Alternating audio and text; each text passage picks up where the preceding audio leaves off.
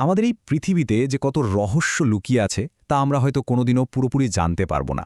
এমন সব অদ্ভুত আর সুন্দর জিনিস আছে যা দেখলে নিজের চোখকেই বিশ্বাস হতে চায় না। তো চলুন আজ এমনই কিছু অবিশ্বাস্য জায়গার কথা জেনে আসি যা শুনতে গল্পের মতো মনে হলেও আসলে আমাদের এই পৃথিবীতেই রয়েছে। সত্যি বলতে কি আমাদের এই ছোট্ট গ্রহটাতেই এমন অনেক কিছু ঘটে যা আমাদের সব ধারণাকে একেবারে নাড়িয়ে দেয়। এমন সব জায়গা আছে যা দেখে মনে হয় যেন অন্য কোনো গ্রহ থেকে তুলে আনা হয়েছে, কিন্তু না, এগুলো এখানেই আছে। কিন্তু প্রশ্নটা হলো, এই জায়গাগুলো কি সত্যি নাকি চোখের ভুল? চলুন আজ এই অবিশ্বাস্য অথচ বাস্তব স্থানগুলোর এক সফরে বেরিয়ে পড়ি আর দেখি এগুলোর পেছনের আসল রহস্যটা কি।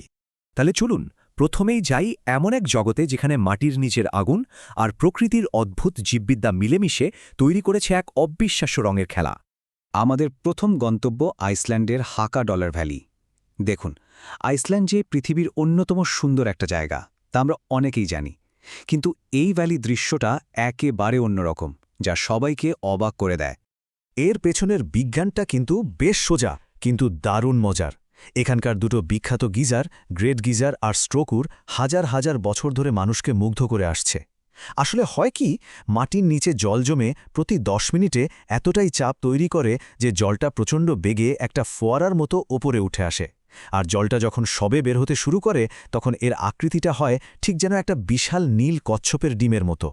আর এই জলের ফোয়ারাটা কতটা উঁচুতে উঠতে পারে তার কোনো ধারণা আছে? প্রায় 200 ফুট পর্যন্ত।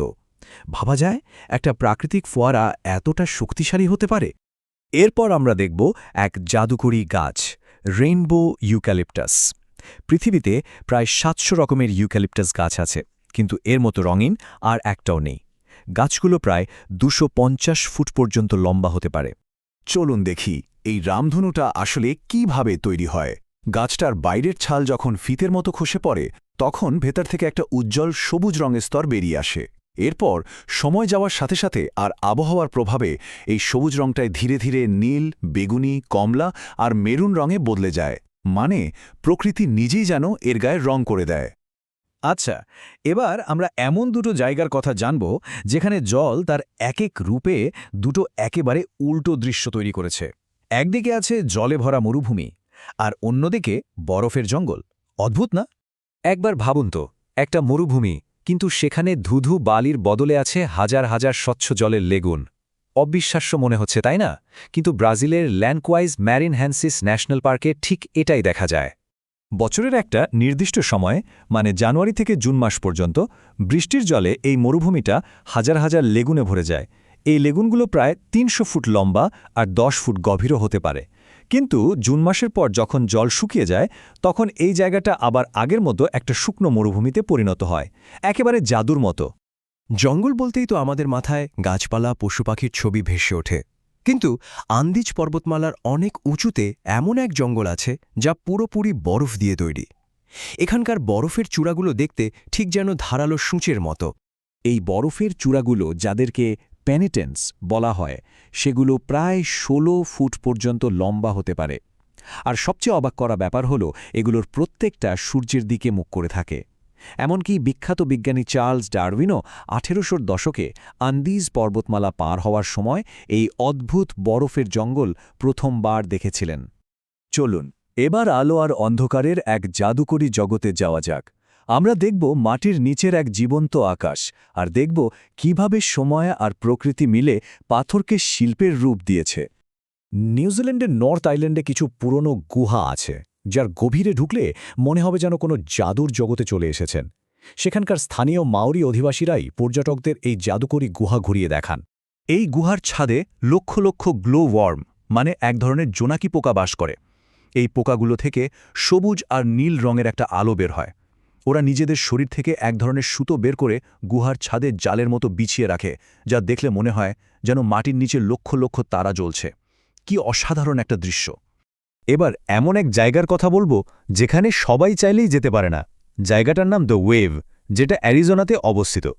এটা বেলে পাথরের এক অবিশ্বাস্য সুন্দর গঠন। এই জায়গাটা এতটাই সুরক্ষিত যে এখানে যাওয়ার জন্য বিশেষ অনুমতি লাগে, আর প্রতিদিন মাত্র 20 জন ভাগ্যবান ব্যক্তি সেই অনুমতিটা পান। হ্যাঁ, ঠিকই শুনেছেন, মাত্র 20 জন। প্রায় 200 বছর আগে বালির টিলা জমে এই পাথর তৈরি হতে শুরু করে। তারপর সময়ের সাথে সাথে বন্যার জল বয়ে যাওয়ার ফলে এর মধ্যে ঢেউয়ের মতো মসৃণ নকশা তৈরি হয়েছে। তবে জায়গাটা যতটা সুন্দর ততটাই কিন্তু বিপজ্জনক।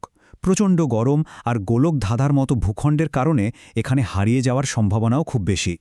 আমাদের শেষ বিস্ময়টা হলো এমন একটা জিনিস যা দেখতে একরকম কিন্তু আসলে সম্পূর্ণ অন্য কিছু। এটা প্রকৃতির নিজের হাতে গড়া এক ভাস্কর্য। মরুভূমিতে যদি আসল গোলাপ খুঁজতে যান তবে হয়তো পাবেন না, কিন্তু তার চেয়েও সুন্দর কিছু পেতে পারেন, আর তা হল ডেজার্ট রোজ বা মরুভূমির গোলাপ। কিন্তু নামটা শুনে ফুল মনে হলেও এটা আসলে কোনো ফুল নয়, এটা বালি আর খনিজ পদার্থ মিশে তৈরি হওয়া এক ধরনের পাথর।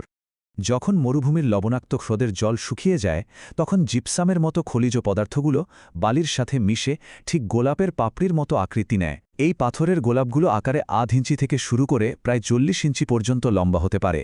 জর্ডান, মিশর, মেক্সিকো সহ পৃথিবীর বিভিন্ন মরুভূমিতে এই প্রাকৃতিক শিল্পকর্ম দেখতে পাওয়া যায়। তাহলে এই যে এতগুলো জায়গা আমরা দেখলাম, এখান থেকে মূল কথাটা কি? আমাদের এই গ্রহে এমন সব অবিশ্বাস্য সুন্দর আর রহস্যময় জায়গা লুকিয়ে আছে যা আমাদের কল্পনাকেও হার মানায়। আর বিজ্ঞান আমাদের সেই রহস্যের পেছনের জাদুটা বুঝতে সাহায্য করে। তার মানে আবিষ্কার করার জন্য এখনও অনেক কিছুই বাকি। এই সব জানার পর মনে একটাই প্রশ্ন জাগে, এই পৃথিবীর আরও কত বিস্ময়, কত রহস্য এখনও আমাদের চোখের আড়ালে রয়ে গেছে? ভাবনার বিষয়।